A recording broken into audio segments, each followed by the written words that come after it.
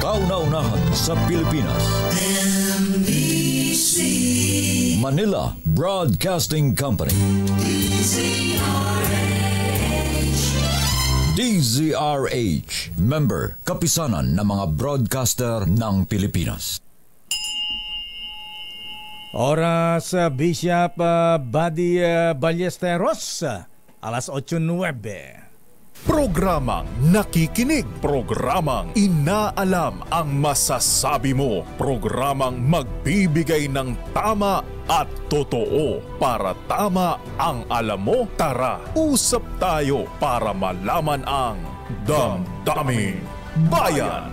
Live sa DZRH Radio, DZRH TV at DZRH Digital. DZRH Damdaming Bayan. Kasama sina Lakay Deo Macalma at Sister L. Elaine Apit. DZRH Damdaming Bayan. Walang wangwang, walang wangwang, walang counterflow, walang tone. Ano ka mo, Mr. President, sir? Walang wangwang, walang wangwang, walang counterflow, walang tone. Kayo ang boss ko. Kaya't hindi maaaring hindi ako makinig sa mga utos ninyo. Kayo ang boss ko. Kayo ang boss ko. Ayan, sinasabi natin kung maganda ang maginawa, mapa kanino administrasyon pa yan, dapat lamang po na ipatupad, mahabigan. Kaya yung mga abusado na gumagamit ng wangwang at mga blinkers dyan, ayan, tapos na ang maliligayang araw po ninyo dahil ang Pangulong Bongbong Marcos Jr. ay nagpalabas na ng Administrative Order number 18 na siyang nagdudulo po kasi ng traffic dahil nga sa paggamit ng wangwang at blinkers. Ikaw ba, Senator Amy, gumagamit ng blinkers sa wangwang? Ha? Kaya lang mukhang kulang.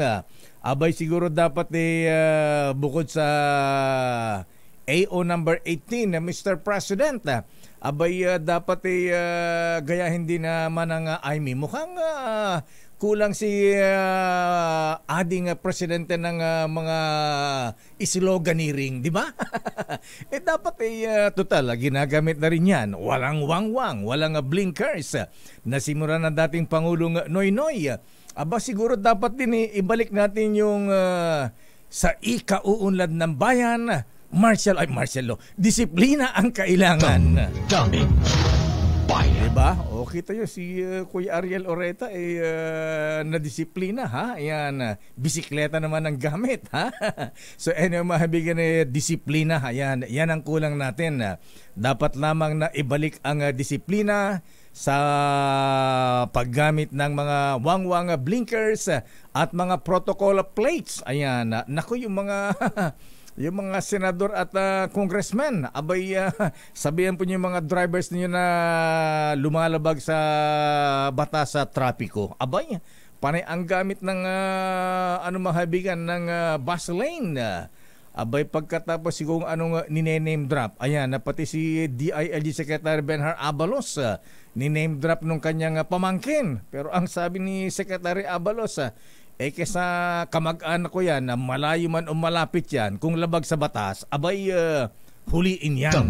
Damdaming Bayan. Abay, sabi nga ng mga abogado, Senator Amy, Duralex said Lex. Ayan, the law is hard, but it is the law. Kailangan na i-implement po natin yan. Damdaming Bayan. Magandang umaga, Pilipinas. Ako po si Deo Macalma at welcome sa ating programang Damdaming Bayan.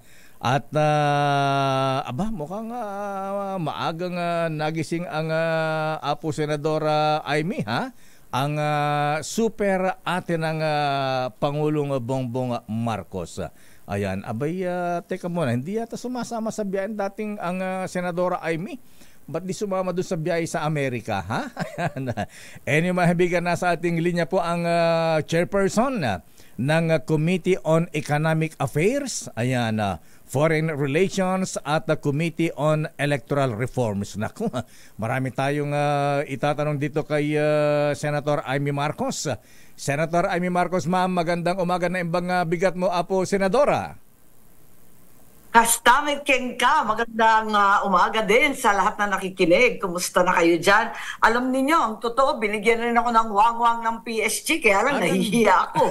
At higit sa lahat, wala naman masyadong silbi. Kung tutuusin, pagkasagsagan ng traffic, wala naman silang magawa, naiipit din yung wang-wang. Kaya wala rin. Totoo yan. Pero alam po niyo, Senadora, butit di nyo ginagamit yan. Dahil bagamat siguro yung iba nakaluwag nakakabilis ang biyahe sa kalsada, pero alam po niyo yung mga ganyan na lalo pagka-traffic, Senadora, minumura ng taong bayan yan. Pagka nadaan niya oo naman. Nakakapikon talaga. Pero pag nakita mo yung Admin Order 18, andon talagang kasama lahat yung AFP, ang ating PNP, ang mga ambulansya. Tama naman kasi may restriction. Kaya lang, you and I know, na abusado rin yung AFP, PNP, ambulansya. Doon sa Ilocos, alam mo naman, may mayor tayo, madalas gamitin yung ambulansya, papunta lang sa Tupada. Hello! Ilang beses ko inaway yun. Ganun ba? Ako sa kalye. Buti na lang hindi sa bungere yung mayor namin sa Pinili, Ilocos Norte. Sino ba mayor yan sa Ilocos? Nako, dati pa yon. Wala na siya sa awa ng Diyos, natalo ng tuluyan. So anyway, Senator Amy, ayan, so napag-usapan din lang natin yan. At unahin natin pag-usapan. Dati sumasama ka sa biyahe ng Pangulong Marcos. Ba't ka sumama dito sa biyahe ng Pangulong Marcos sa Amerika, dito sa Trilateral Summit ng US, Japan at Pilipinas sa Washington, D.C.? Hindi ako sumasama. Minsan lang ako nasama doon sa China. Kinumbida ako para family affair at kinatawan ako nung nanay ko. At mahal na mahal siya ng China. Yung iba, hindi naman ako sumasama. Apakarami na nila. Nakakahiya na eh. Kaya't mas maigi na. Dito na lang.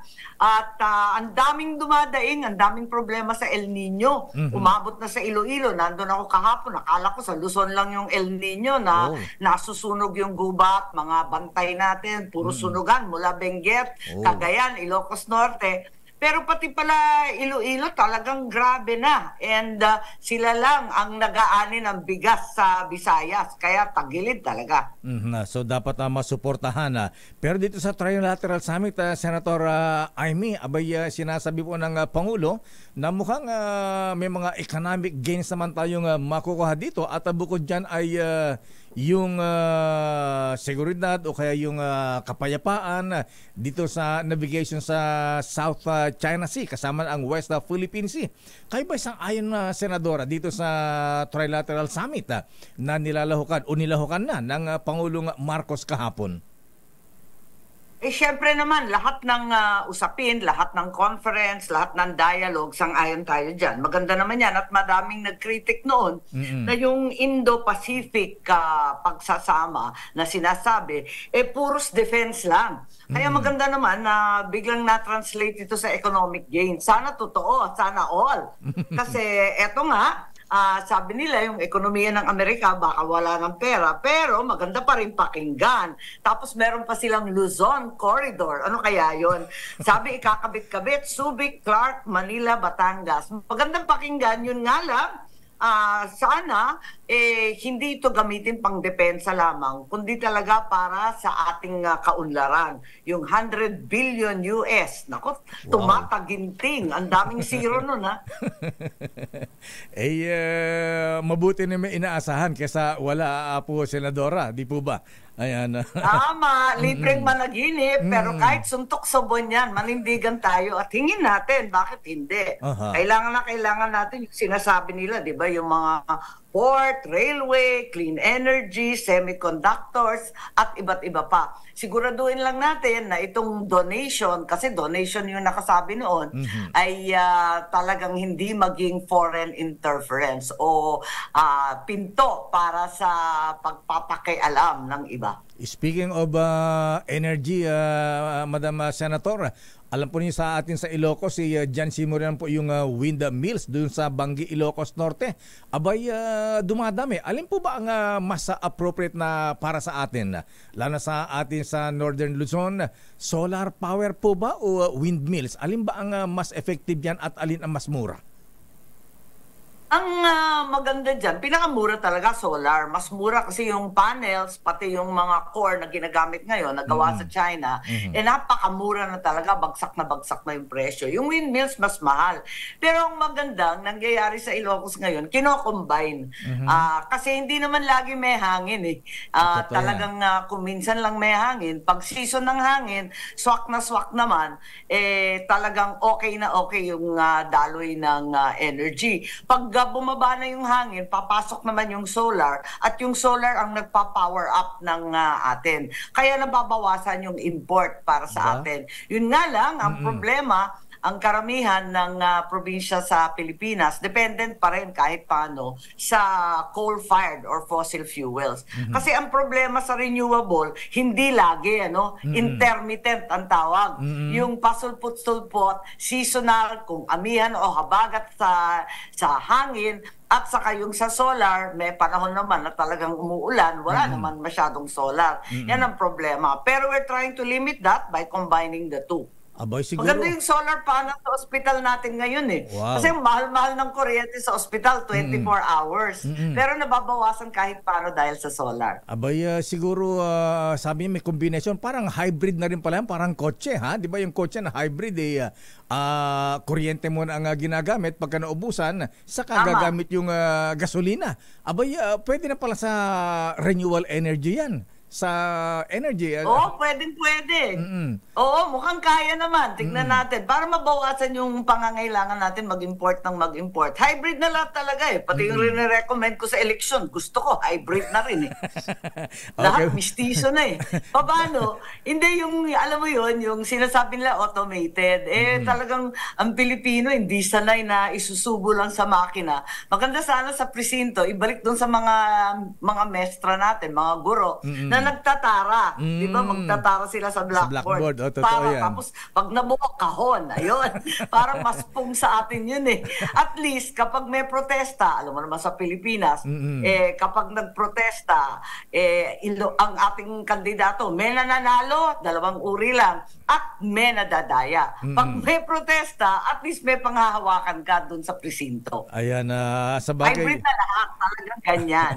Ayan, sa bagay, nakamiss na yung mga ganun, tayo umabot ng mga ganun mano-mano ang bilangan. Ano po, isinusulat ng ang pangalan ng mga kandidato. Ayan, pero ngayon hybrid na rin, sabi nga ninyo. Pero hindi naman yata maganda na babalik pa tayo sa mano-mano. Ano na tayo ngayon? Modern na, high-tech na, di po ba?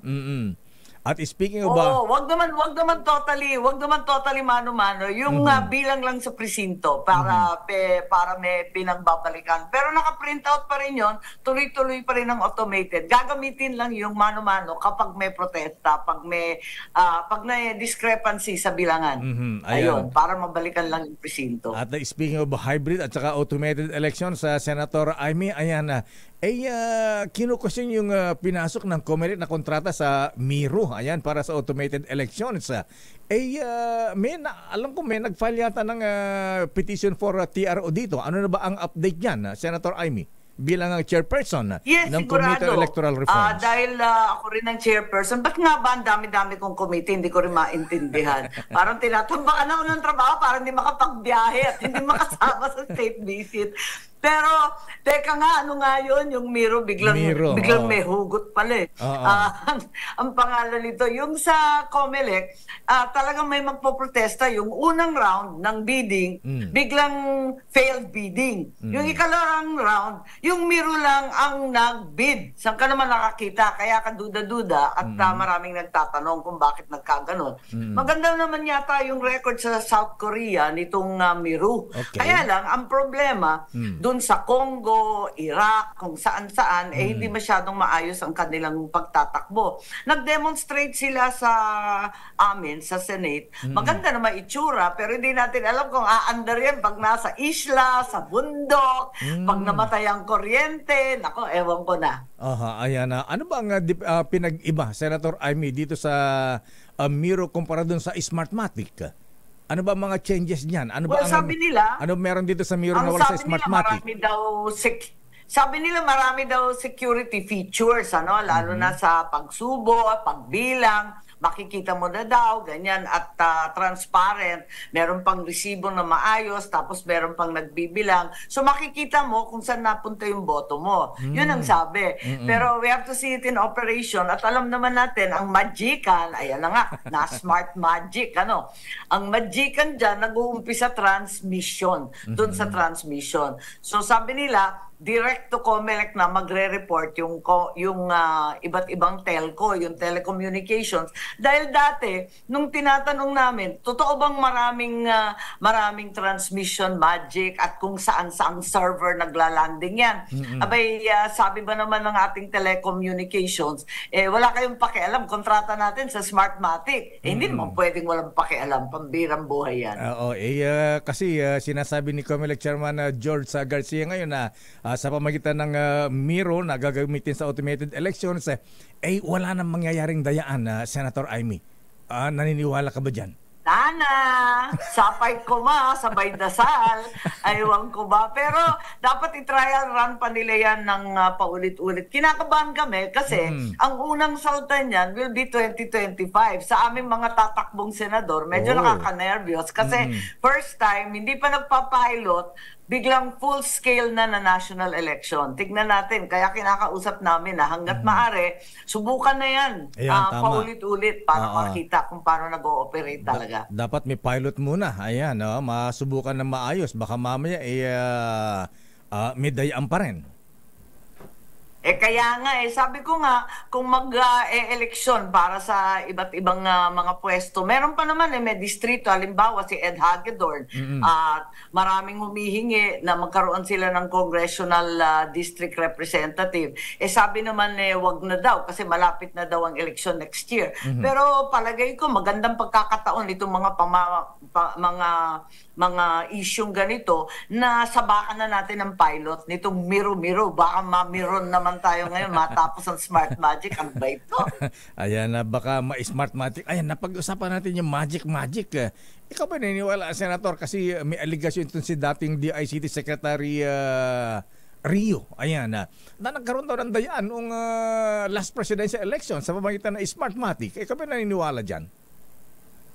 Hindi ko alam parang ang labo naman at parang sa hunot dulo. Sigurado ako na meron technicality na talagang may nagkamali o kung ano. Pero kung iisipin mo, ang laki-laki naman ng lampas, ang laki naman ng 31 million. Mas lalo yung kay VP Sara, nasa 32 million. It's not going to change the result na rin. Pero tama naman na imbestigahan pa rin ang proseso. Kung talagang maraming transparency server, kung iisa lang yung IP address, lahat ng aligasyon na sinasabi, talagang inimbestigahan naman. At so far, binibigay naman ng COMELEC yung mga impormasyon na kinakailangan para hindi na maulit. Yun, isa na lang, Senator. Baka mainit ka dun sa government arsenal na sinasabing tumaas ang spending. Meron pala tayong government arsenal, hindi masyadong nababanggit. At medyo malaki ang pondo at sabi nyo, lumaki ng 420% ang paggastos ng gobyerno dito sa pagbili ng mga supply, armas, mortars, bala at kung ano-ano pa. Ano ba natuklasan nyo rito? Oo. Hindi, kasi yung COA, di ba yung COA nagre-report, ino-audit nila. Dinagdagan namin ng times 5 halos yung ating government arsenal na nandyan sa Bataan. Nakapunta na rin ako dyan Kung titignan mo yung mga equipment nila, 19 kopong-kopong. Talagang binigay yan ng hapon. Noon pa, panahon pa ng tatay ko. Lumipas na yung tatay ko, andun pa rin. Siya pa rin ang pagawaan ng bala ng Pilipinas. Kaya hindi mo rin masisisi siguro siguro yung National Arsenal, hindi naman sila makapagbili at mag-level up ng kanilang equipment ng basta-basta. Kaya lang, disappointed kami. Nag-times 5 na yung budget. Hindi naman nag-times 5 yung output dahil yun siguro lang talaga ang kinakaya ng mga lumang equipment. So, ang akin, huwag tayo masyadong tapang-tapangan na wala naman palang balang dadalhin. Kasi hindi pa sapat yung bala, hindi pa sapat sa PNP at AFP natin dito lang sa Pilipinas. Susugod-sugod tayo dyan sa West Philippine Sea. Tinutulak natin ang sundalo na walang dalang armas, kawawa naman. Ayan, kaya medyo may mga nababahala, although na may maraming sang-ayon dito sa mga joint military exercises natin sa Amerika, Japan, Australia, ayan, at maging UK nagpa-participate na dyan para sa ating seguridad, Senator Amy. Yes, tama yun. Kasi maganda naman, sikat naman tayo. At least marami tayong kaalyado, marami tayong kaibigan, maraming nagsasabing susuportahan tayo. Pero ang problema sa hunot dulo, alam naman natin may hangganan yung suporta na yan. Pag nagkagulo na sa kanila, nagkaipitan, o kailangan na nila yung sundalo at pera nila, syempre unahin nila yung sarili nila, normal lang yun.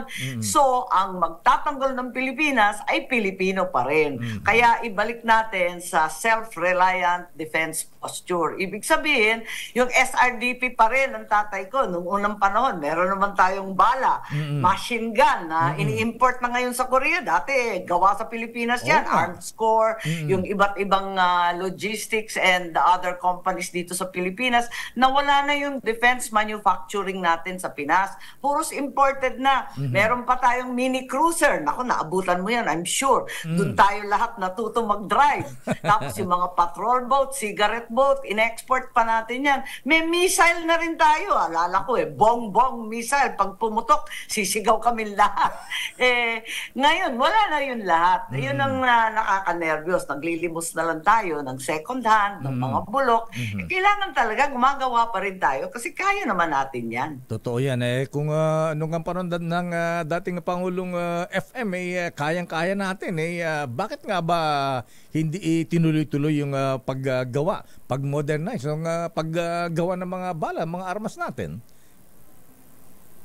Tama, hindi mo maintindihan. Sabi sa akin, meron daw sa batas, modernization na batas natin, kailangan daw, halimbawa, yung baril, yung ating mga simpleng baril lamang, kailangan daw gamitin ng 2 pang sandatahan lakas. 2 armies had previously used it. Syempre, hindi magko-comply yung sa Pilipino, yung gawa sa Pinas. When in fact, kasing galing naman. At ini-import tuloy natin lahat ng baril sa Korea ngayon. Kasi it has to have been used by 2 previous armies. Sino ba gumawa ng mga batas na yan? Ako talaga naman, nasira tuloy. Kailangan baguhin lahat yan. At saka siguro yung mga kababayan natin sa Danao, Cebu, ang gagaling nilang gumawa ng paltik, di po ba? Kung suportado ng government, naalala ko si Congressman, may congressman sa Danao yata. Anyway, isinusulong yun yung legalization ng paggawa ng baril doon. Ba't hindi nagpustro yan? Ba't hindi natin ituloy yan, Senator Amy? Yun na nga, yun tama talaga. Kasi miski yung mga paltik nag-level up na, machine gun na siya na ayos. Correct, na ayos. Ang gaganda pa. Ang gaganda pa pag nakita, mas matibay pa kaysa yung marurupok na ini-import natin. Kaya't nakakalungkot kasi kayang-kaya natin gawin yan. At nakaka-nervyos din kasi nakikita natin yung sitwasyon ng Ukraine, ang sitwasyon ng Israel. Siyempre, tutulungan ng kaalyado. Pero at the end of the day, may limitasyon. Pag hindi na kaya tulungan, mag-aatrasan din yan. Kaya dapat alalahanin natin ang Pilipino pa rin ang magtatanggol ng Pilipinas. Senator Amy Apo, maraming salamat Diyos at naimbag na bigat, Apo Senadora. Yes, naimbag na bigat. Thank you very much. Talaga naman, Justi Agnina. At maraming salamat sa madamdaming bayan. Maraming salamat sa iyong madamdaming mga paliwanag, Apo Senator Amy. Thank you and good morning. Damdaming bayan. Senator Amy Marcos, ang chairperson ng Committee on Economic Affairs, Foreign Relations at Committee on Electoral Reforms. Damdaming bayan. medyo kinakabahan sila Boy George. Chairman George Garcia dito sa Miro Company para sa automated elections sa 2025. O nga pala, ilan bang incumbent senators ang for re-election at ilan ba ang graduating ngayon? Damdamin Bayan. Pero tama po mga kuya, ha, lalo ngayong summer, doon ang daming fiesta, ang daming celebration, ha. At siyempre para masaya, maganda ang ating kasiyahan, celebration diyan. Abay kailangan natin mga kuya, ha. Ayan, para talagang doble ang tawanan, kasiyahan kasama ang buong barkada, pamilya. Ayan. Naku, yung mga may reunion diyan. Abay kailangan natin diyan ng pampasya na Emperador Double Light. Doble suabe, doble sarap yan. Magaan sa inuman at easy lang niya with Emperador Double Light. Dahil doble suabe, doble sarap mga kuya. Every moment, ang gaan with Emperador Double Light. Emperador Double Light, doble suabe, doble sarap. Damdamin Bayan. Oras, Chief Justice Alexander Mundo. Ayan, gumagamit din po ba kayo ng protocol plate, ha? Sa bagay, ano bang plaka ng mga justices? Number 10 ba? Ayan, bihira tayo nakita ng ganyan. Marami talaga, 7, 8. Ayan. Oy, Chief Justice Sam Martires, ha? Ginagamit ba yung plaka mong number 11 ka pala, ha? Oras, alas 8:35. Ang balitang ito. Lopez yan. Oras, Sister L. 8:41 na po.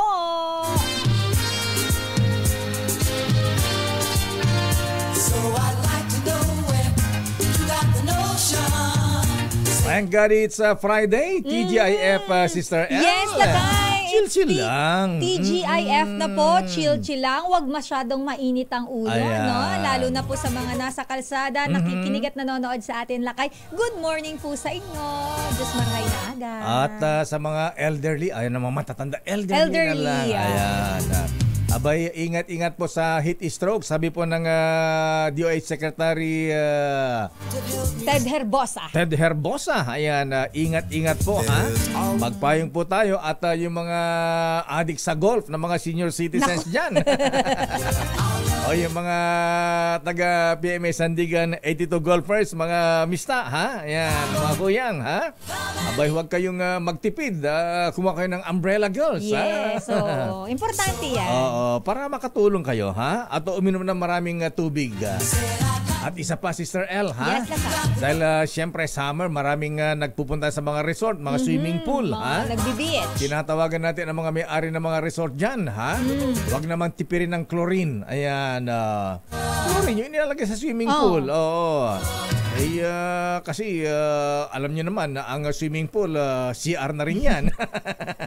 Alam mo, Lakay, kaya hindi ko talaga gusto yung naliligo sa swimming pool. Ganun ba? Oo. Kapag ka napipilitan at kasama ang pamangkin, wala ka magagawa. So baka yung pamangkin mo, nakailang kutsarita na nainom ng tubig na may ihi. Kaya alam mo lang kaya diskarte dyan, kapag ka magsuswimming sa swimming pool, mauna ka. Maaga pa lang nandun ka na. Ikaw yung ikaw ang maunang umihi. Anyway, hatawin natin ang mga report mula sa Malacanang. Ano ang latest sa Malacanang? Ano ang latest sa Senado, Raymond? Sino yung kaninong senador? Ayan, yung Toyota Land Cruiser na itim na number 7. Nahuli sa bus lane. Nahuling minaman ni Kuya Joaquin ano ang pangalan? Rigor. Ayan. Na iniwan pa ang driver's license, mukhang peke. At nag-birthday kahapon. Oo nga, birthday pa niya kahapon. Alang niya ka, Kuya Joaquin Rigor. Ang bira ka, ha? Sandali lamang man ang milker at i-congratulate ko lang ang mga taga-labor, ha? Kumusta ka na, Labor Secretary Benny Laguesma? Congrats, ha? Bumaba ang unemployment rate at i-congrats din natin ang mga taga-BIR. Good morning, Berry. Kuyang Commissioner Romeo Lumagi Jr. Galing-galing, ha? Ayan, magkano bang... nalampasan ba nila ang target? Oo, nalampasan. Umabot na ng 446.5 billion pesos ang koleksyon ng BIR sa unang 2 buwan ng taon. lampas sa target ng 24%. Wow, galing-galing naman. Congrats, ha? At congrats din sa mga brethren natin sa birth. Ayan. BIR Travelers sa Heaven, mga brethren, ha? Mukhang masyado kayo maigpit sa pangulik na ng buwis ngayon, ha? Kailangan daw laka. Importante yun eh. Paano kasi hinahataw sila ni Secretary Ralph Recto ng Department of Finance? Kailangan yung quota. Oo, abay sabi ng aking bubit na nandun sa staff niya, ha? Ayan. Abay, nagagalit na si Ate B dahil bago matulog, pagising, puro iniisip, pangulekta yan. Trabaho, pangulekta ng buwis. Ha? Kasi kailangan daw kumita ang gobyerno ng 2 billion a day. Ay, martakin mo yan. Para mabayaran natin mga utang. Ang ating mga utang. Ang dami kasi nating utang. Utang na loob, ano, ha? Ayan, abay, kung maganda ang performance ng BIR, abay, Apo Commissioner Bienvenido Rubio, abay, kumusta ka sa customs, Apo, ha? Abay, magpakitang gilas ka rin dyan, ha? Abay, kailangan ni lagpas din tayo sa target collection natin. Anyway, alamin natin ang report mula sa Malacanang, Pilipinas at Amerika at Japan. Wow! Nagkasundo na. Ayan. Nagkasundong protektahan ang Indo-Pacific region. Mamaya, anong sabi ni dating Pangulong Digong? May statement siya kahapon? Meron siyang statement lang kayo. Mamaya, ayan, mamaya, parinig natin yan. Pero unahin natin ang report mula sa Malacanang. Caretaker ba sa Malacanang itong si Let? Ayan. Caretaker sa Malacanang press corps. Minamalas kaya sa bunutan ng biyahe ng presidente ngayon, Miss Let, ha? Nabunot ito sa bumiyahe ito sa Indonesia ba o Malaysia? Ayan. Alam ko lang kayo, may ilang bansa din na puntahan si Miss Let eh. Kaso medyo nagkabalat bigla. Pagka mga magandang biyahe, Germany o kaya US, Japan, inaalat yata si Miss Let. May balat yata ito sa puwet, ha? Aris number 14, Let Narciso, please come in. Ano ang latest? Ayan, ano ang kagandahan ng trilateral summit ng Pilipinas, US at Japan? Ohayo gozaimasu, Miss Let. We stand as one. Iyan ang deklarasyon ng mga leader ng Pilipinas, Estados Unidos at Japan sa makasaysayang trilateral summit sa Washington, D.C. Nagkasundo sina Pangulong Ferdinand Marcos Jr., US President Joe Biden at Japanese Prime Minister Fumio Kishida na protektahan ang Indo-Pacific region para tiyakin ang magandang hinaharap para sa lahat. Sa kanyang opening statement, binigyang diin ni Pangulong Marcos na ang pagpupulong ng mga magkakaibigan at partners ay para sa iisang hangarin na mapayapa, matatag at maunlad na Indo-Pacific sa gitna ng mga hamon sa international rules-based order. Magandang pagkakataon niya ito para hubugin ang ninanais nila sa hinaharap at kung paano itong makakamit ng nagkakaisa. Sa panig ni President Biden, sinabi nitong ang new era of partnership sa Pilipinas at Japan ay nakaangkla sa pagpapanatili sa Indo-Pacific na malaya, bukas, maunlad at ligtas para sa lahat. Ganito rin ang naging pahayag ni Prime Minister Kishida na nagbigay katiyakan sa commitment ng Japanese government sa mas malakas na relasyon sa Pilipinas at Amerika at buong kooperasyon para sa mapayapa at matatag na rehiyon. Lakay? Anong mga particular specific na gagawin ng Amerika at Japan? Paano tayo matulungan para maprotektahan din natin ang West Philippine Sea? Bibigyan ba tayo ng tora-tora? Ayan. Tora-tora talaga. Fighter jets, ayan, tik-tik kalawang, ayan. Ano ba ang pangako ng dalawang malaking bansa, Amerika at Japan? Walang specific lakay dun sa mga binabanggit mo na mga kagamitan. Pero alam naman natin na ang binabanggit ni Pangulong Marcos, patuloy yung administrasyon ng ating sandatahang lakas. May mga binabanggit sila na masusundan pang mga maritime patrols. So yan, pagtutulungan, hindi lang sa defense and security lakay at maging sa ekonomiya. Kasi kaya sinasabi nila, para makamit yung security sa isang rehiyon, kailangan matatag yung lahat ng mga balisa. Parang inulit lang ni Lolo Joe Biden, ha? Yung sinabi ni Barack Obama noon na sabi niya, we stand as one. Ano yan? Shoulder to shoulder. Ayan. Yes, lakay. Breast to breast. Ganon. Walang breast to breast, Lakay. Wala bang breast to breast? Knee to knee? Ayan. In short, balikatan. Balikatan. So yun Lakay, trilateral cooperation. So Japan, Pilipinas at US. Ayan na. Sa pangkalahatan, sa kabuuan. Ayan, sabi ni Senator Amy, ayan, buti naman daw at hindi lamang puro defense at meron ding economic issue na napag-usapan at ilang billion yung pledge o kaya pangako ng Amerika at Japan para sa Pilipinas, Ms. Let?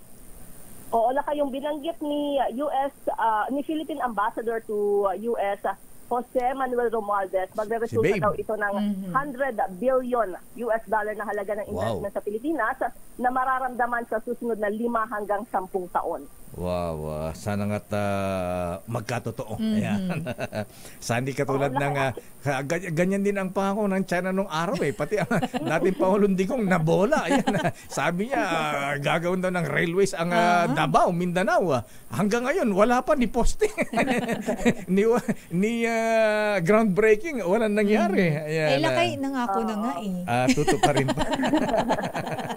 Kaya kailangan Lakay daw ng mga follow-up dito. Actually, bago sumabak si PBBM doon sa kanilang trilateral meeting, dalawa pang leader, mayroon na siyang mga nakapulong na mga business company sa US. Kabilang yung nakausap niya ang Japan Chamber of Commerce and Industry at ang Ultra Safe Nuclear Corporation para sa pagtutulungan sa sektor ng enerhiya. Ayan, okay. Maraming salamat, Ms. Let, ang caretaker ng Malacanang press corps. Para sa kauna-unahan sa Pilipinas, sa DZRH. Ito si Let Narciso, tuloy-tuloy sa pagbabalita, tuloy-tuloy sa serbisyo. Sama-sama tayo, Pilipino. Damdamin Bayan. Maraming salamat, Ms. Leta mula sa Malacanang. Ano ang report ni Raymond at Manang Milky? Mula sa Malacanang, Lakay, puntahan natin ang update naman sa Senado. Driver ng number 7 na nasasakyan na pumasok sa EDSA bus lane o dyan po sa may busway, hindi raw kilala sa Senado, Lakay. Hindi kilala? Oo. Siyempre, kahit akong senador din, hindi naman ako nakita, hindi ko kilala. Tratado yan. Huliin yan. Alamin nga natin ang update. Babalikan natin si Raymond at saka si Sige, Manang Milky. Ayan, si Manang Milky, anong report? Ang dito naman sa Kamara, Lakay, yung pagtatakda ng signal level katumbas ng inilalabas na heat index, ipinapanukala naman sa Kamara. Ayan, babalikan natin yan. Report mula sa Senado at Kamara de Representantes. Alam niyo po, hindi po ako mahilig makichismis. Ang pinapakinggan ko lang pong chismis ay yung kay Deo Macalma. Ayan, Justice Sam, ayan, asan yung plaka mong number 11, ha? Wala si Deo Macalma. Kulang ang almusal ko. Pahiram. Bawal yun, Lakay. Maraming ganyan Ayan. Yung nagpapahiram ng plaka. Actually, in fairness, modesty aside po, mahabigan, kayo mga legitimate na nagre-represent ng mga ng mga, ayan, opisina o kaya kumpanya, parang marami sa amin di po gumagamit na sticker ng DCRH. Ayan. Sa amin po, wala. Ako Lakay, wala. Wala akong sticker ng DCRH. Yung mga gumagamit po mga ganyan, yung mga hindi po mga Ganon din sa ibang yung iba kasi Lakay, hindi naman lahat. Yung iba tinadtad na yung sasakyan. Saka nakabili ng sticker sa decal sa Malacanang. Ayan. Tapos nilalagay. Sa Kongreso, Senado. Ayan. Nabibili sa SM. Ayan. Sila pa ang mayabang. Siguro, Mr. President Apo Lucas Bersamin, baka pwede pong maglabas din kayo ng executive order, ha? Abay, naalala ko nung unang panahon ni ang lahat ng mga government vehicle, Sister Ella, may nakatatak na yung pangalan ng opisina o kaya nakalagay for official use only. Actually, Lakay, dapat lang na mayroong gano'n. Kasi minsan na pag katulad niya, nagagamit yung logo ng isang ahensya or ng isang company, mahirap na pag na-involve sa gulo. In fairness, alam mo, nakita kong gumagamit ng ganyan, na proud sila. Ayan, madalas kong makasabay sa umaga Ang mga sasakyan ng Philippine Coast Guard. Ayan, nakitang-kita yung logo ng Coast Guard sa kanilang mga sasakyan. Ayan. So, dapat ganun. Lagyan ng seal o kaya tatak na for official use only ang mga government vehicles. Damdamin Bayan. Hindi kung sino-sino lang lakay. Totoo yan. Oras, Sister L. It's 8:54. Bayan. Oras, Sister L.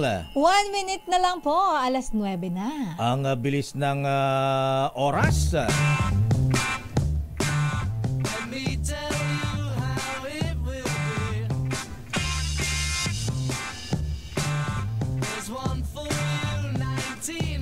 Ito na si Mr. Taxman.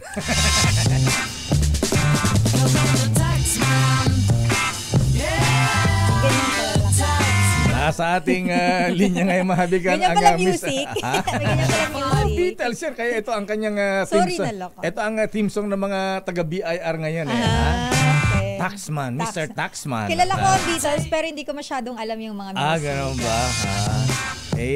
Alam mo lang kasi long and winding road. Anyway, nasa ating linya po mahabigan ang BIR Commissioner. Abay, galing-galing. Congratulations. Siguro matutuwa ang Pangulong Marcos. At siyempre ang Finance Secretary Ralph Recto sa kanila. Pagka nito bang sobra-sobra ang kanilang tax collection, may bonus din kaya sila? Ayan. Tanong natin lakay. Malay mo naman meron pa incentive. Kasi diba kapag ikaw ay nagpe-perform ng maayos sa iyong trabaho, sabi nga nila lakay, deserve. Hindi naman. Deserve, deserve. Para lalo silang ma-inspire. Yes. Ayan, na magtrabaho. Ma-motivate. Ganun. Nasa ating linya mahabigan ang Mr. Taxman. BIR Commissioner Romeo Lumagi Jr. Commissioner Junior Lumagi, Kuyang Sir, magandang umaga po sa inyo.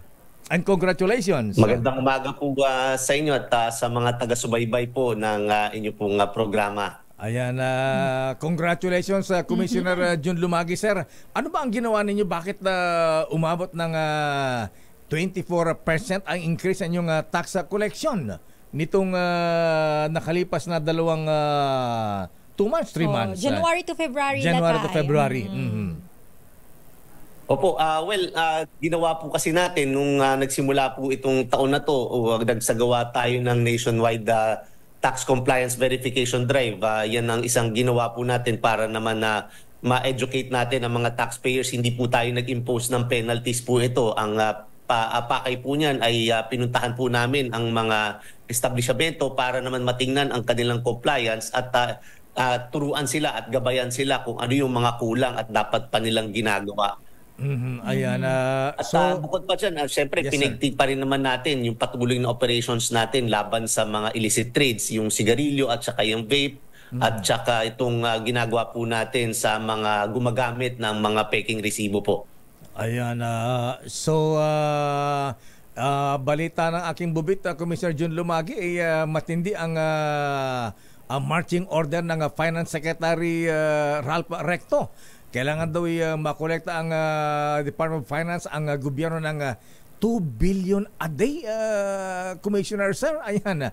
Kung yan ang sinasabi ng Department of Finance Secretary, kayo naman, Commissioner Jun Lumagi, ayan, magkano ang dapat makolekta ng BIR araw-araw para masapatan ang bloodline, ayan, ang pondo ng gobyerno, Commissioner, sir? Well, yan nga po ang naiatas po sa atin na collection target ngayong taon po na to. 3.055 trillion po ang nakaset po na goal para po sa BIR. Kaya medyo malaki-laki po ito, kaya challenging. Kaya naman po talagang puspusan po ang trabaho ng lahat po ng opisyal ng BIR. At nakikita naman po natin na masisipag po ang mga empleyado po ng BIR at talaga namang siniseryoso nila ang trabaho para masigurado makamit itong goal po natin. Commissioner Lumagi, nabanggit po ninyo, mas malaki ang ating target na collection. At kumusta naman po yung pagiging compliant po ng ating pong mga kailangan pong taxpayers? Kumusta naman po? Meron pa rin po bang mga tax evaders dyan? At marami Well, of course, marami pa rin. Meron pa rin tayong mga nauhuli, especially yung engaged dito sa illicit trades. Kaya po tayo paulit-ulit po dito. At sinisigurado po natin na patuloy ang magiging operasyon laban dito dahil baka iniisip nila ay paisa-isang beses lang itong gagawin at susubukan pa rin nilang gawin at paulit-ulit na hindi magrehistro at magbayad ng buwis. Kaya naman ipinapakita rin po natin sa kanila na seryoso po ang BIR at patuloy na gagawin ito. Kaya naman wala na silang magiging option kundi magrehistro at magbayad. Kamakailan nag-grade rin tayo, malaki-laki pong warehouse ang nahuli natin sa sigarilyo at dito sa mga vape products din po. Marami po yan. Diyan po ang pinakamarami kasi malaki po ang hindi nakokolektang excise tax ng gobyerno. Kaya nakatutok po tayo dyan. And of course, again, itong peking resibo, although we understand that marami ng mga taxpayers ang hindi gumagamit nito dahil nakita nila na seryoso rin ang kampanya natin laban sa mga gumagamit ng peking resibo. At yung mga iba naman na nagkakamali lang, ginagabayan naman natin sila. Hindi naman tayo matapang or hindi naman tayo aggressive against those taxpayers who would like to comply pero nahihirapan lang at nagkakamali. Yan, malinaw ang nagiging distinction natin dyan. Pero dun sa talagang malinaw na nag-evade, yan ang talagang hinuhuli natin, kino-confiscate natin yung mga produkto na yan. Again, itong excisable products. Commissioner Jun Lumagi, sir, may mga negosyante po na parang anyway, nagre-reklamo dahil parang sobrang higpit ang BIR ngayon, parang pinipiga daw sila ng pinipiga ng husto. Commissioner Jun Lumagi, sir, ano pong paliwanag niyo sa ganyang complaint ng ilang negosyante natin? Well, hindi naman natin na pinipiga, no, sinisigurado natin kung ano lang yung tamang bayaran na buwis, yan ang dapat binabayaran. Siguro kung hindi natin alam kasi kung saan nanggagaling yan. Minsan may mga reklamong ganyan. Pero kapag kinokompronta na natin sila at inaalam natin ang totoo, makikita naman natin lumalabas ang totoo na yan talaga ang totoong tax liability nila at hindi naman talaga pinipiga. Siguro nagkakaroon na ng pagkakaiba dahil nagiging stricto tayo ngayon ng pag-audit at yun talagang sinisigurado natin na nakokolekta at nagbabayad sila ng tamang buwis. Siguro yung isa pang stricto, of course, aaminin natin na stricto tayo doon sa mga gumagawa ng illegal. Pero doon sa mga nag-attempt mag-comply, yan, tinutulungan po natin sila. Commissioner Lumagi, ito mai-segue ko na lang din, Lakay. Dahil nakakahapon, April 11, may natanggap akong email. Dahil ako, before, Lakay, alam mo naman, nagbibenta ako sa TikTok. Before noon, nung pandemic pa yon. At ngayon, di ba? Hindi na, Lakay. Kasi Commissioner, napansin ko lang po ipinatutupad na po natin dahil yung mga seller ay nag-i-email na po sa mga seller na yung Bureau of Internal Revenue po ay nagpapadala nitong kailangan na pong magrehistro or ito pong tinatawag na BIR Certificate of Registration ng mga online seller. So ito po ay ongoing na kasi before, Lakay, di ba napapansin natin yung mga nagbibenta online, wala silang tax Correct. Wala nagbebenta lang, free sila, wala silang tax na binabayaran. So ngayon, Commissioner, sir, ito may natanggap ako. Tumigil na ba sila online? Epektibo na po ba ito ngayon? Yung, kasi ini-encourage na yung mga seller, Lakay, na mag-register ng kanilang mga online platform na ginagamit na kapag ikaw ay nagbebenta.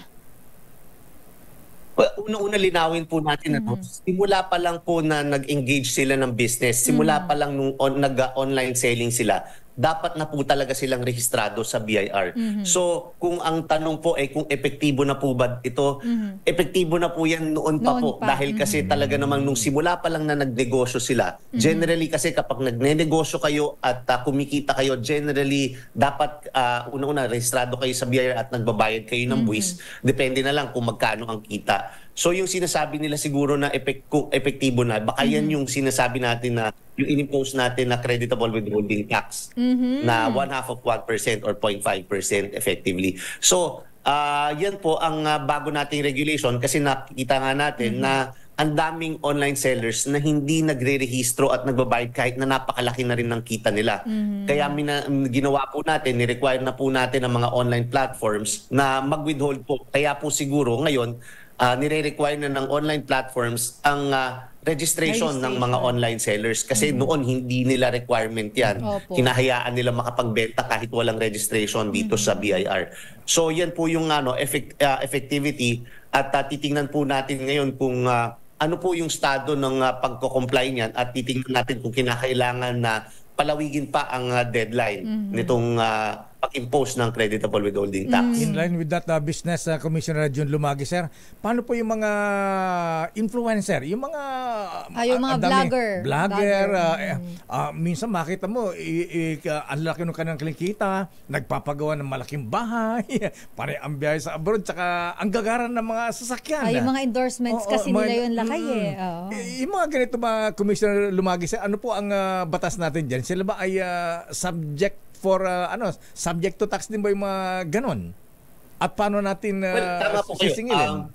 Kasi saklaw po sila, kailangan po nilang magrehistro at magbayad ng buwis. In fact, marami naman din po sa kanilang rehistrado at nagbabayad ng buwis. Katuwang din po natin sila dahil patuloy ang ginagawa nating dialogo sa mga social media influencers at itong mga nandyan sa online. Dahil iniintindi rin po natin sila dahil kasi yung mga iba dyan, karamihan din dyan na nagsimula lang ng maging social media influencer na hindi naman nila naiintindihan or hindi naman nila alam na kinakailangan pala magrehistro sa BIR. Hindi naman nila intensyon na wag magrehistro o mag-evade ng taxes. Kaya ang ginagawa po natin, again, we're still at that soft approach po na nagko-coordinate tayo sa kanila, nagpapadala tayo ng mga notices at saka pinapakontak po natin sila, may mga associations din sila na nire-remind natin sila na kinakailangan nila magrehistro at magbayad dahil yan po ay nasa batas. At marami naman, yung iba naman nagko-comply, yung iba nagsasabi na gusto mag-comply, nagpapatulong at tinutulungan po natin sila. Yan po ang gusto po nating iparating sa mga social media influencers na wag po nilang katakutan ng BIR. Na ang BIR po ay nandito, gagabayan po kayo sa pagrerehistro po ninyo at yung pagbabayad po ng tamang fees para naman hindi na kayo natatakot na yung tinatawag nilang nagfe-flex sila. Merong iba dyan nagfe-flex ng mga kita nila. Tapos para wala kayong katakot-takot na kahit ano pang gawin nyo dyan, ilabas nyo yung kung magkano kinikita nyo, kung ano mga binibili ninyo, wala kayong takot dahil bayad ang buwis niyan. Ayun. Commissioner, isa na lang po, malapit na po ang deadline ng filing ng bayaran ng tax. Hanggang April 15 na nga lang po ba, Commissioner, sir? Ano po ang panawagan sa ating mga taxpayers? Tama po, ngayong April 15 po ang deadline ng pag-file at pagbabayad ng annual income tax returns for the period 2023. Wala na pong extension po ito dahil again, nagsimula po tayo ng campaign natin nung as early as February at marami po tayo ginawang tax assistance centers at gumagana po ang ating online facilities, yung ating electronic filing and payment system at yung EBIR forms na matatagpuan po yan sa aming website. Pumunta lamang po kayo dyan para online ang pagpa-file at may mga payment channels po tayo online. Kaya hindi na po kinakailangan magpunta sa mga district offices at kung hindi naman available ang online facilities, pwede po kayong pumunta doon sa mga authorized agent banks na nagbukas po simula po pa nung April 1 na magbukas sila ng extended hours 8 to 5 at tumatanggap po sila. At ngayon pong Sabado, bukas pa rin po ang mga authorized agent banks para tumanggap ng filing ninyo at yung mga payments po ninyo. Kaya po wag po natin kakalimutan on or before April 15 po. Pwede pong gawin yan at wag na po tayong maghintay pa ng last day. Commissioner, wala na tong extension. Wala na pong extension kaya po gawin po natin para maiwasan po natin ang mga penalties. Ayun. Commissioner Juno, teka, isa na lang. Commissioner sir, minsan di ba sabi ng BIR mga kwan, ganito ang dapat mong bayarang buwis. Pwede ba ito makihagel, tumawad? Ala ka nung baka pwede bawasan po yung gano'n. Pwede ba yun? Bakit? Para bumibili lang, pwede yung matawad. Pwede bawasan naman, gano'n. May mga nangyayari mang ganyan at open ba ang comment kung halimbawa ang negosyante ay lalo na galing sa pandemic. Di pa ako nakabawi, lugi pa ako, baka pwede rin bawasan yung aking babayarang visa. May mga ganyan ba at pinapayagan ba ng BIR yan, Commissioner, sir? Papayagan yan kung suportado ng mga dokumento, no? Kasi depende naman yan, of course, kung yung mga expenses po nila at yung mga revenue sila, basta po kung ano man ang masusuportahan ng mga dokumentong isasubmit ninyo, ay yan naman ang kaukulang kabawasan ng pagbabayad ng buwis na ibibigay po sa inyo. Kaya siguraduhin po natin na lahat ng mga documentations natin ay yung mga totoo, yung mga tunay at nandyan itago po natin para naman pag nag-audit ay talaga namang ma-provide ninyo yan at mabawasan yung mga babayaran ninyong buwis. Commissioner John Lumagi, sir, maraming salamat and congratulations. Good morning. Thank you, Commissioner. Maraming salamat din po at magandang umaga po sa inyo at sa mga taga-subaybay po. Yan, Mr. Taxman. BIR Commissioner Romeo Lumagi Jr. Oy, good morning daw, Commissioner. Wala po sa mga brethren sa Mencius Masonic Lodge. Ay, Lakay, may nagsabi dito, isa sa mga magaling na opisyal ng gobyerno. Good job, Sir Lumagi. Ayan. Galing kay Isaac Alberto. Ayan. Kala ko galing kay Secretary Ralph Recto. Maraming salamat, Mr. Taxman. At good morning sa mga taga-Bert. Ayan. Kuyang Ed Tolentino, Kuyang Wensi. Ayan. Attorney Jan Fama, ha? Magandang umaga po sa inyo, ha? Ayan, tax pa more. Babalikan natin yung standby Raymond. Sino ba yung senador na yan? Puro tanggi daw sila. Wala akong alam. Sino ba yan? Hindi ko, sabi lang, parang wala akong nakikita ang ganyan sasakyan. Baka naman yung plaka nabili lang, pinagawa lang sa SM yan. Pinagawa lang sa Recto yan. Grabe naman sa pinagawa lang. Uy, bawal yan, ha? Standby Raymond, standby manang Milky. Oras, Sister L. 15 minutes after 9. This time check is brought. Oras, Sister L. 9:21 na. Walang wangwang, walang wangwang, walang counterflow, walang tong. Sigaw natin noong kampanya, kung walang korap, walang mahirap. Hindi lamang ito pang slogan o pang poster. Ito ang mga prinsipyong tinatayuan at nagsisilbing batayan ng ating administrasyon. Kayo ang boss ko. Kaya't hindi maaaring hindi ako makinig sa mga utos ninyo. Kayo ang boss ko. Kayo ang boss ko. Kumusta ka na, Mr. President? Ayan, nagkita-kita na sila siguro sa ano? May wangwang kaya sa doon. heaven. Biro lang, Lakay. Sa langit, ayan. Anyway, good morning, Madam Yoli Ong. Ha? Si Madam Yoli Ong, ito yung magaling sa mga sloganiri ng ganyan. Ha? Creation ng advertising agency ni Yoli Ong, tama ba? Parang nante? Ito, mga ganyan talaga, mga creative minds. Matindi ang kanilang, malikot ang isip, Lakay. Correct. Pero Lakay, sa mga nakikinig po na mga taxi driver, grab driver, bus driver, kung ano man po yung dinadrive ninyo, Lakay, i-announce lang muna natin, yung ating Malakash stickering promo. Nasaan? Nasa harap, Lakay. Ang layo. Saan? Sa harap ng Aliw Theater, dito po sa Star City. Magpunta na po kayo sa may mga dalang sasakyan dyan para magpadikit ng DZRH sticker at manalo ng 1,000 pesos grocery plus T-shirt. Nakakapogi po yan. Kaya sa mga nakikinig, sugod na po kayo. Paunahan na lang. Naku, parang ako nagbebenta. Mauna mga taxi drivers yan. Mabilis magpatakbo ang mga ngayon na. Taxi drivers. Takbo na kayo. Nandyan ang tall, dark, and dark pa rin. Charot. Na si Sherwin Alfaro. Ayan. Punta na po kayo. Walang wangwang. Walang wangwang. Walang counterflow. Walang tong. Good morning, Yusek Spy Ray Marfil. Bata mo ako, Yusek, ha? Teka muna, ha? Bago na tawagin si Raymond Manang Milky, tinatawagan natin uli yung may-ari ng Lancaster Hotel.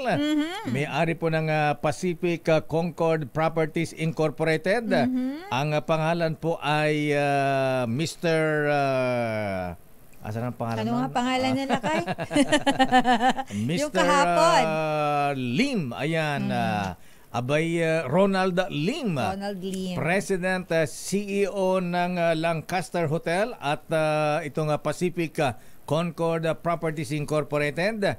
Ayan, nakikiusap po, tinatawag kayo ng mga niloko nyo sa Hawaii na kumuha ng condominium unit noong 2007.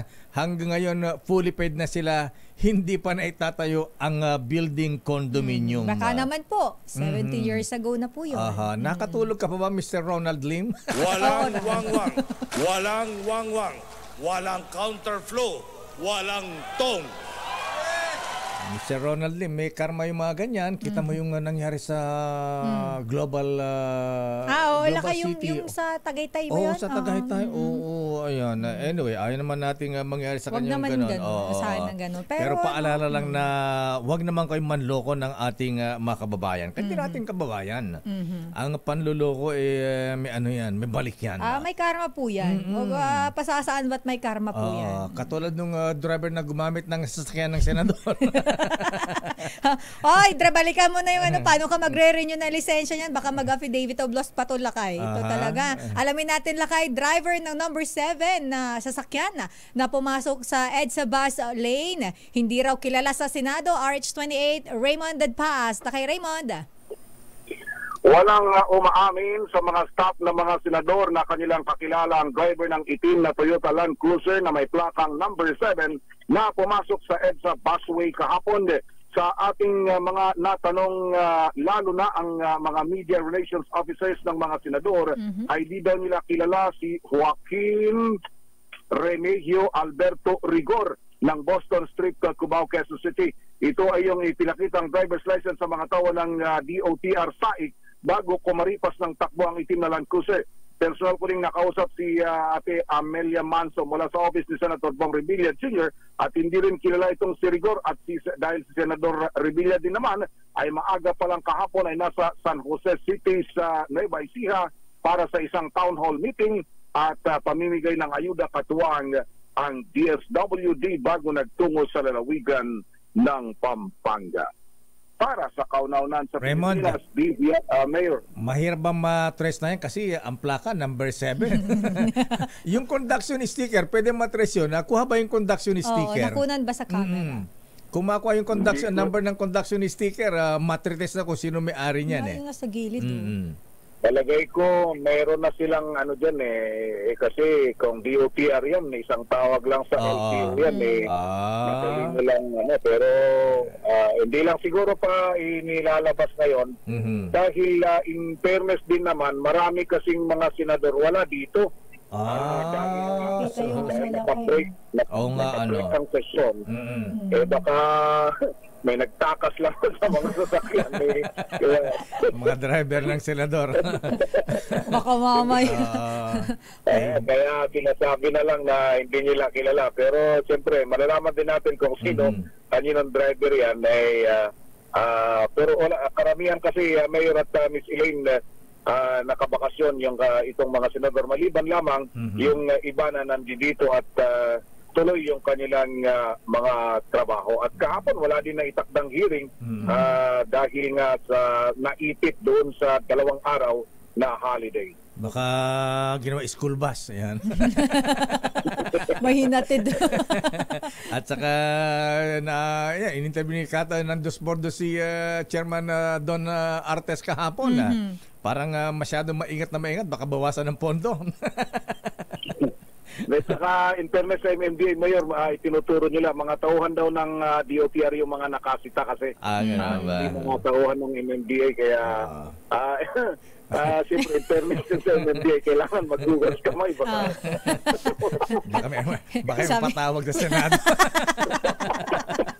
Mabawasan ng pondo. Anyway, okay, so walang teka muna. Anong nasaan si Senator Risa Ontiveros? May arrest warrant na laban kay Pastor Kibuloy, ha? Non-bailable, ha? Ayan, walang bail na inirekomenda yung judge ng Pasig RTC laban kay Pastor Kibuloy, Raymond. Anong reaksyon ni Senator Risa?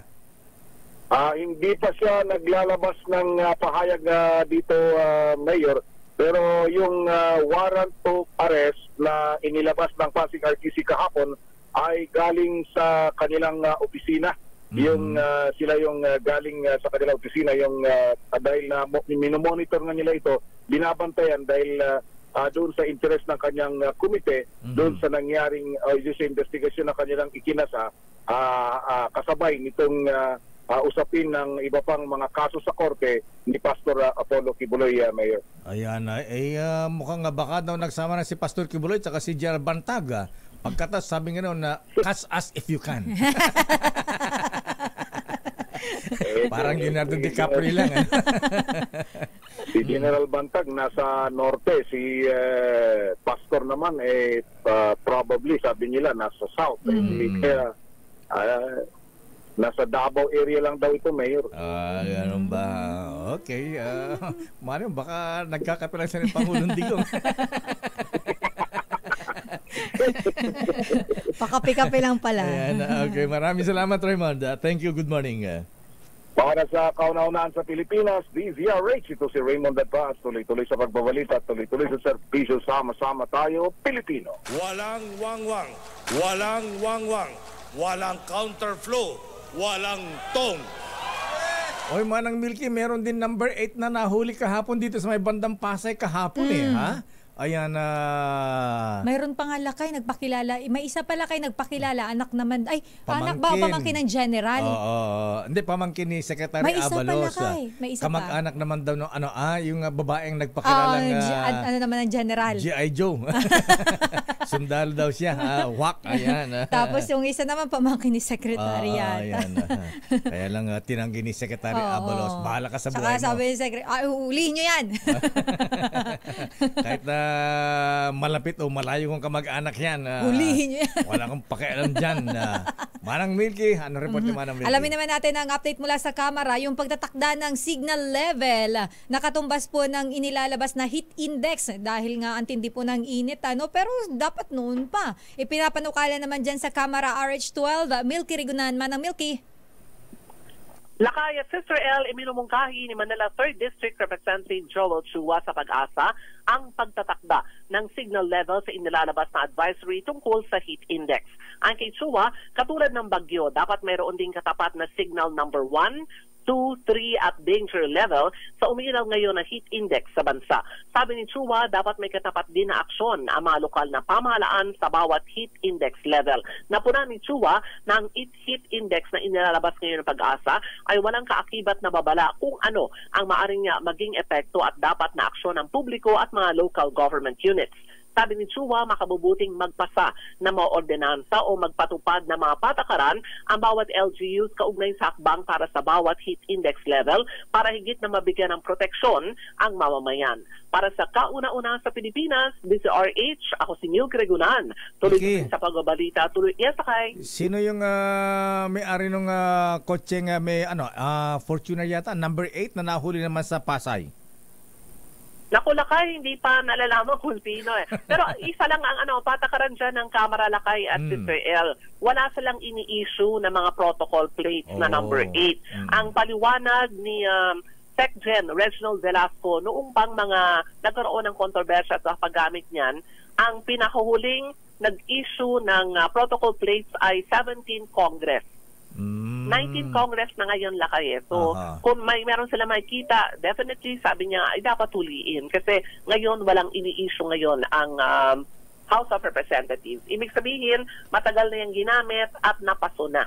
Ginagamit pa rin hanggang ngayon para makaligtas siguro sa sita at mga paglabag sa traffic regulation. Maraming salamat, Manang Milky. Balik sa iyo, Lakay at Sister L. Walang wangwang, walang wangwang, walang counterflow, walang tong. Kumusta ka na, Mr. President? Sandali lamang ayan, man on the street, mga tsuper ng iba't ibang PUV sa EDSA Sio Boulevard, ikinatuwa ang pagbabalik ng anti-wangwang policy. Tsaka yung mga blinker, Lakay.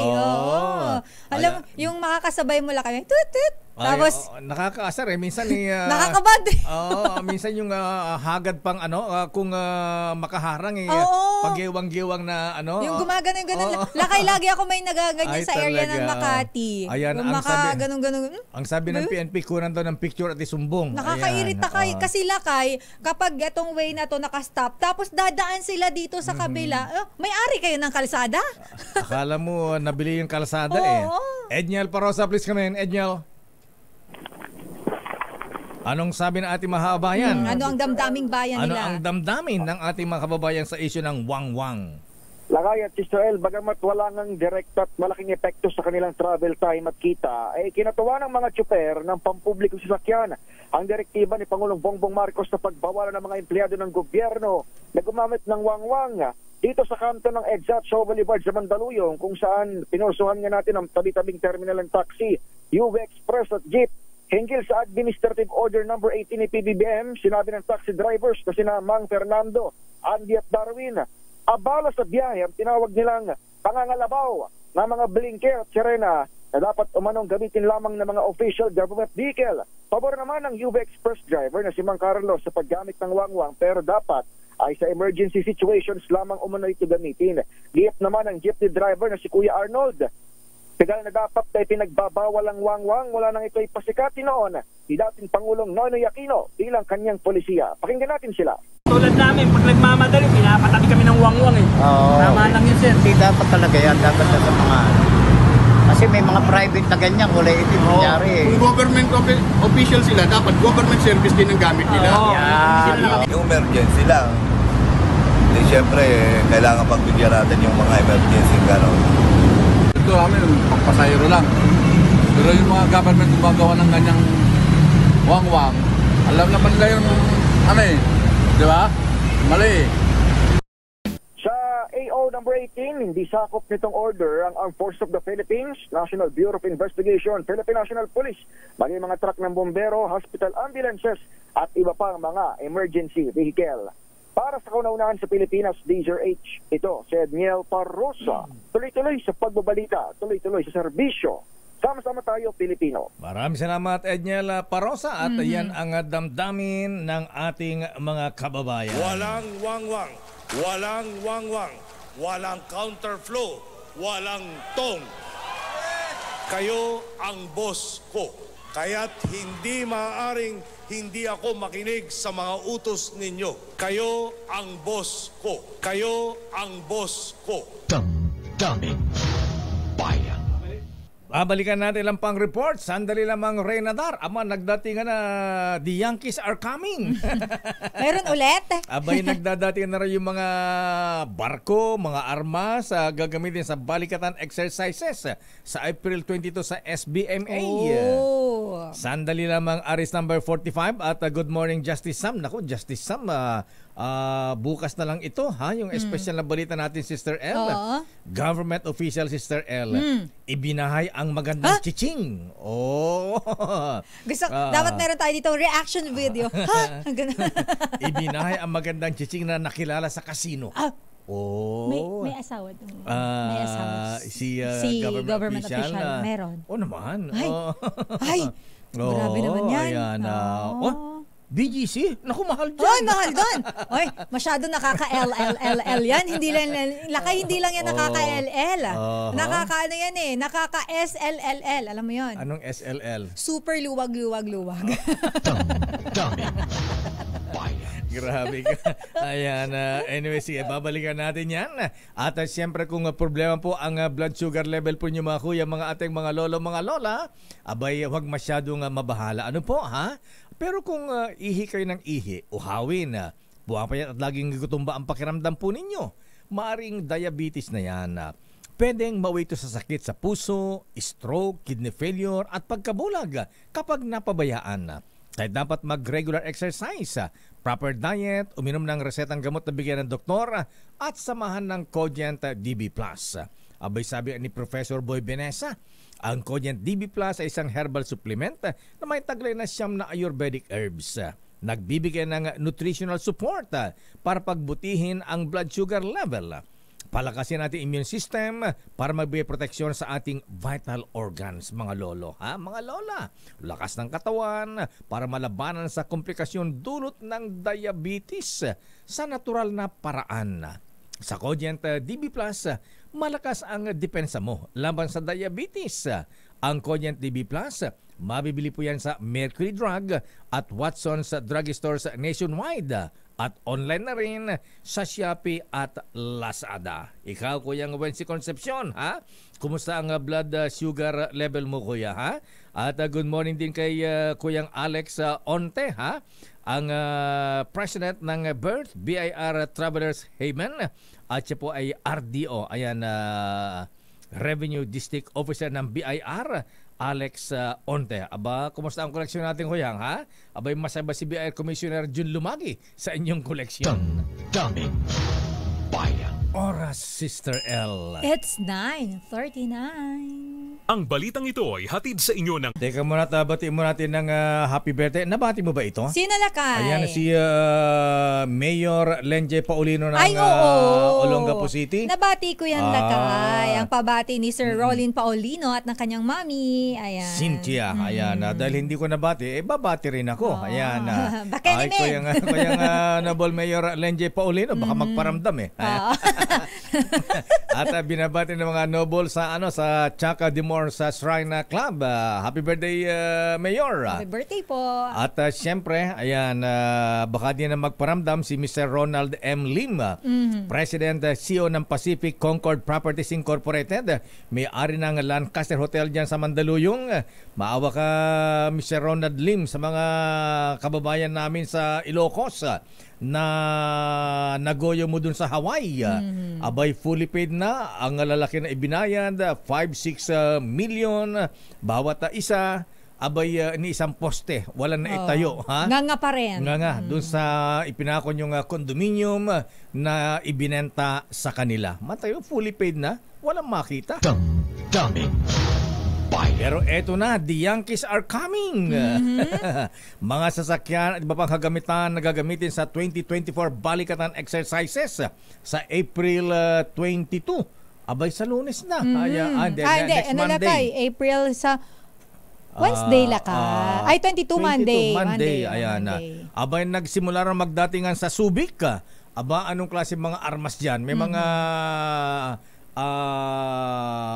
ano nga ba yun? Yung helicopter na bumagsak doon sa Somalia. Yung gamit ng mga Amerikano. Hindi ako Black Hawk down. Black Hawk. Andiyan ba yung mga submarine? Andiyan na ba yung mga fighter jets? Ayan. Hindi doon makita yung submarine, Lakay, nakalubog pa rin. Nakalutang yung scope. Ayan. Aris number 45, Ray Nadar, please come in. Ray. Good morning, Lakay. Ang init dito ngayon, Lakay, pero alam mo, parang nagbibigay ng sigla.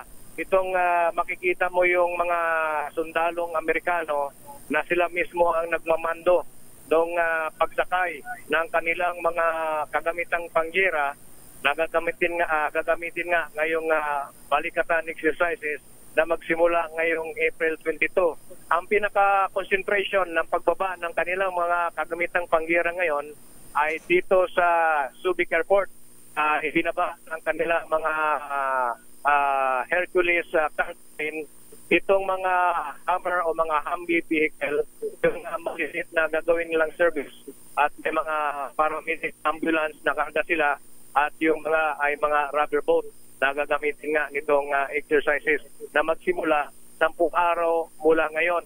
Ayon kay Law Enforcement Department Major Gerardo Johnson, sa susunod na linggo ay inasang magsinatingan naman yung mga US warship na nagtaong dito sa Subic Bay, at doon naman ay karga naman yung mga tangke de guerra nila at ibang mga helicopter na gagamitin nga ngayong exercises sa Lakay. So sa ngayon ay napakaraming mga private cargo trucks ang nirerentahan itong balikatan na exercises. Yung mga flatbed, yung mga cargo low bed, at yung kanilang mga self-loading trucks na kung saan ay ikakarga itong mga kagamitan nilalakay at ito ay dadalhin doon sa teritoryo mo sa Ilocos Norte. Ilocos hanggang Batanes yan, Cagayan.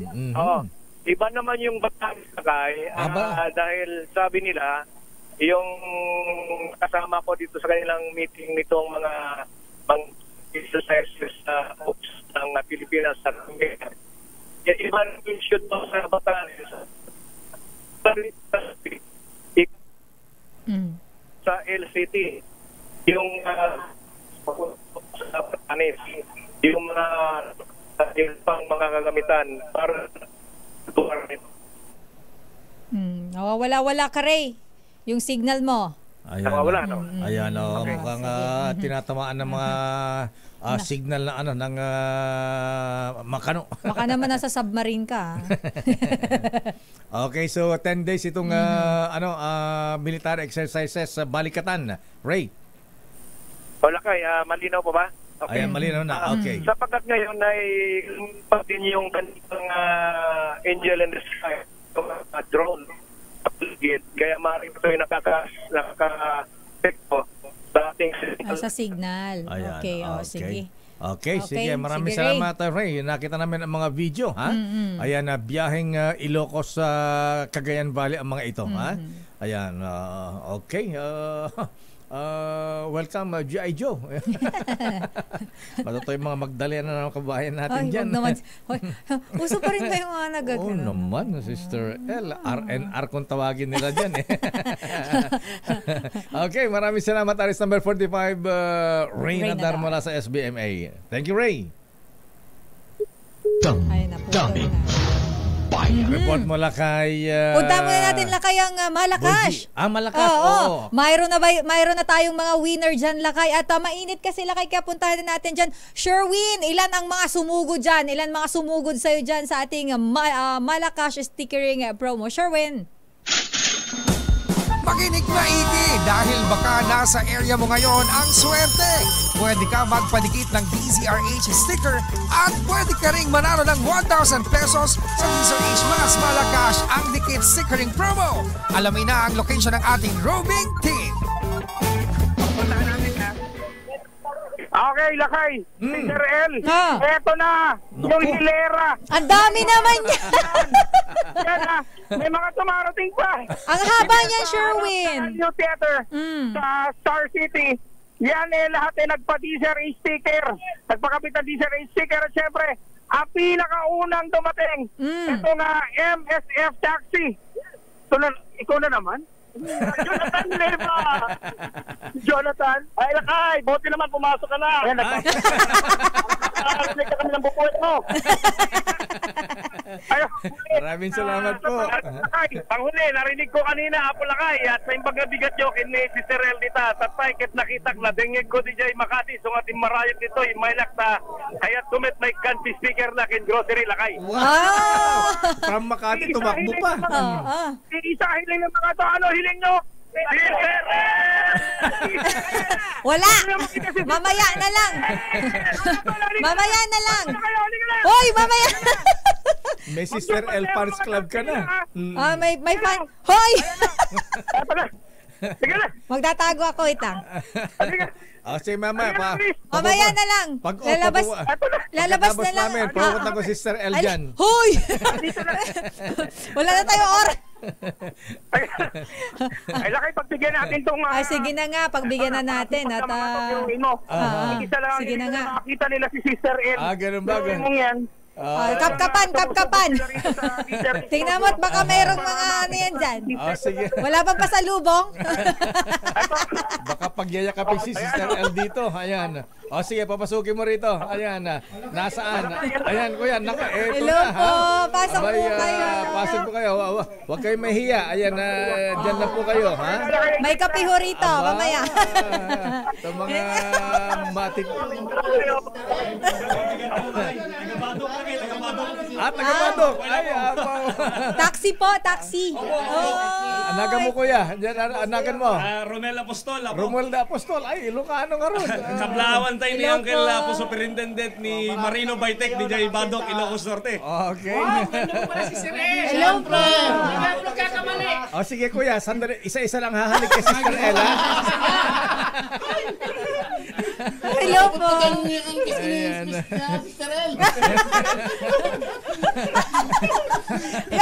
Saan yung i-stickeran natin? Wala namang sticker.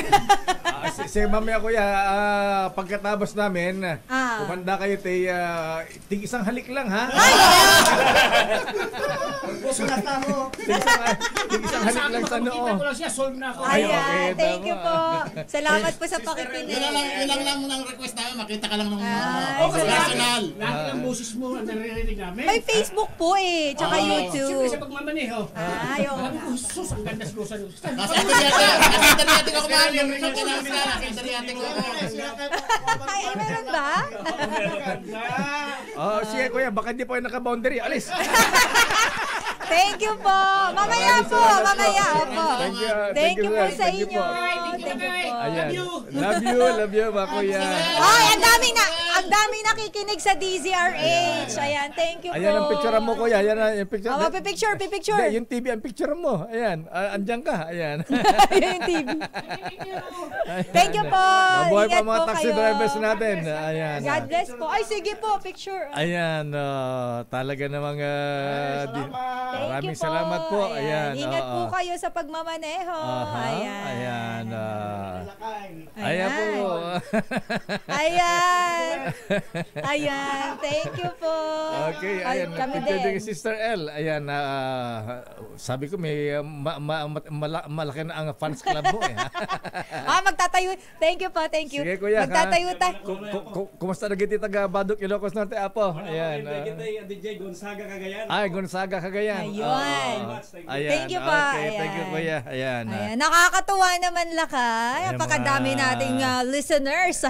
Ang dami nakikinig na mga taxi driver pala sa atin. Yan mga king of the road. Yes. Ayan, tika muna. Ito, report daw muna, sabi ni Malu. Sino pa? Hindi na ka. Report muna ni Giselle. Rica Fort lakay. Ano report ni Giselle? Ito na. Ang Department of Health target makontrol ang may measles outbreak sa Barm Lakay sa loob ng 4 hanggang 6 na linggo. Naku, may outbreak pala doon. RH15, Miss Giselle Ricaport. Giselle? Lakay, Sister L, target nga ng kagawaran ng kalusugan na tuldukan o makontrol ang measles outbreak sa Bangsamoro Region sa loob ng 4 hanggang 6 na linggo lamang. Ayon kay Health Secretary Ted Herbosa, kalahating milyong bata na sa riyon yung nabakunahan sa major immunization drive simula April 1. Pumalo sa 2,500 ang mga kaso ng tigdas sa bansa ngayong taon. 1,600 dito yung naitala sa Barm.